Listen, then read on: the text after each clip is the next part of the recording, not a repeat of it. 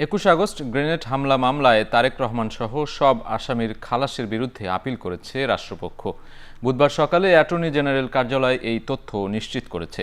বিচারপতি এ K M Asaduzzaman ও বিচারপতি সৈয়দ এনায়েত হোসেনের হাইকোর্ট বেঞ্চ এর আগে ১ ডিসেম্বর তারেক রহমান সহ সব আসামিকে খালাস দিয়েছিলেন।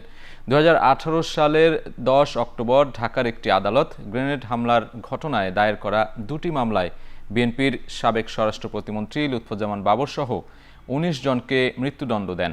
বিএনপির ভারপ্রাপ্ত চেয়ারম্যান তারেক রহমান সহ ১৯ জনকে যাবজ্জীবন এবং ১১ জনকে বিভিন্ন মেয়াদে কারাদণ্ড দেয়া হয়। পরে হাইকোর্ট সব আসামিকে খালাস দেন। রায়ে হাইকোর্ট জানান, মামলাগুলোর বিচারিক আদালতের রায় অবৈধ, কারণ তা অবৈধ উপায়ে দেয়া হয়েছে। ২০০৪ সালের ২১ আগস্ট আওয়ামী লীগের সমাবেশে গ্রেনেড হামলায় ২৪ জন নিহত ও আরও প্রায় ৩০০ জন আহত হন।